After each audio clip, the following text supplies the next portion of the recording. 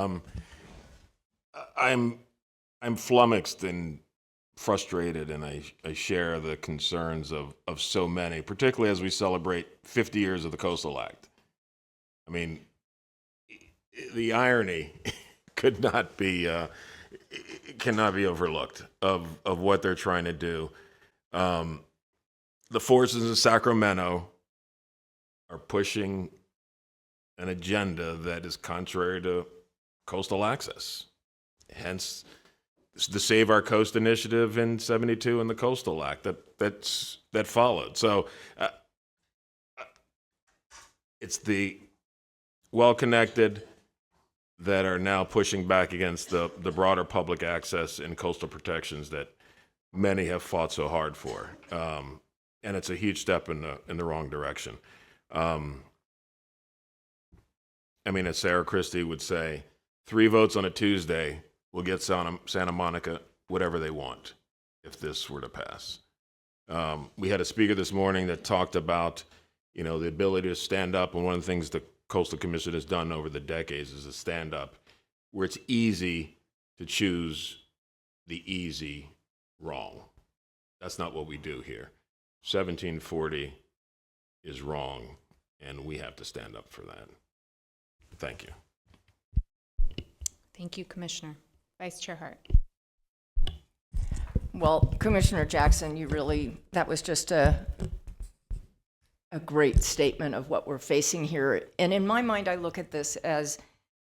think about it as the beginning, middle, and end of the Coastal Act. And I don't think that's dramatic, because even though now it's, through the amendments, been limited to Santa Monica, which has its own issues in terms of a preferential treatment and exemptions for one particular area, it clearly is a huge risk to the rest of the coast. There are so many problems with it, but as we sit here in an inland community that we've been told 50% of kids or people in this area haven't been to the coast, well, why don't they go to the coast? For all of the reasons that were described in our enforcement report. And what would this do? Make it impossible. I would say I don't think it's a reach to say how are people going to get to the beaches in Santa Monica if this were to pass?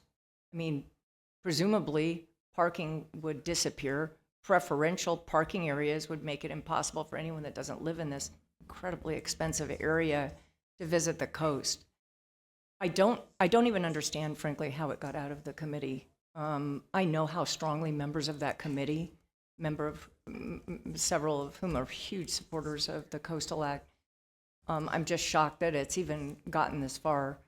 And really, I just can't express my opposition more strongly, and my support for the opposition motion. Thank you. Commissioner Lee. Thank you, Commissioner Wilson, for teeing that up. I also live inland. I live about 12 miles inland along the 10 freeway from Santa Monica, and I actually try to visit Santa Monica at least once a week. And I went on Sunday because I knew I would be here this week.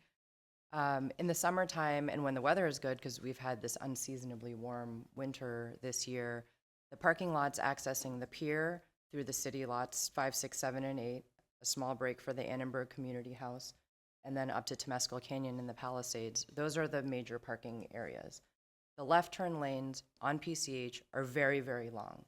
And yet on popular days, the entire lane is completely filled. The traffic goes into PCH. It goes down through the tunnel that connects it to the 10 freeway. And the left-hand lanes of the 10 freeway are backed up for miles of people trying to park.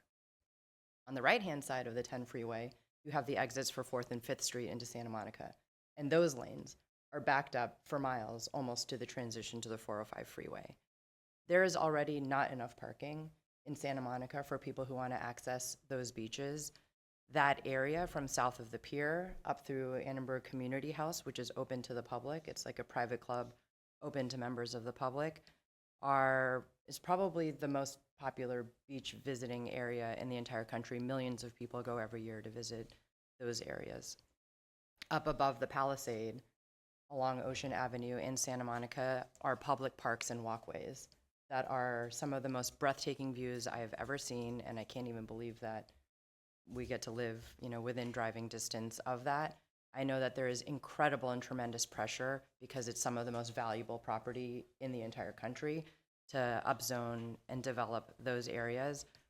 But it changes the entire nature of the experience of visiting the beach if you build tall towers along those bluffs. Plus, it's like a, eroding palisade that's going into the ocean right there as well. The drive on PCH is only special because you can see the ocean as you drive alongside it. And there are places where homes, smaller homes block that area, but it's unimaginable to think about what could be built to block that view all up and down that entire section if legislation were to pass that is solely focused on one small community along the coastline. I am a developer. I build a ton of affordable housing. I build a ton of market rate housing. I'm always pro housing. We don't have enough of it. It does not matter how cheap housing is if we don't have enough of it to serve the number of people who need to access it. Nobody gets to access the coast. It's incredibly expensive. Visitor serving and lower cost visitor serving temporary places, especially hotels. These are all incredibly important. I am pro all of those things, but 1740 is a blunt instrument that is the wrong tool to address that, and it needs to have modifications to it in order for us to be able to support, in order to preserve. And then on top of that, we have all of the environmental and ecological issues. We have the shoreline armoring and all of the other things that need to protect our beaches to make sure that our amazing, there's nowhere in the world where the beaches you park and you have to run a marathon to just get to the water because that's how much sand we have. I haven't seen beaches like that anywhere. And so this is very disappointing to see, and I'm in support of staff's recommendation. Thank you, Commissioner Lee.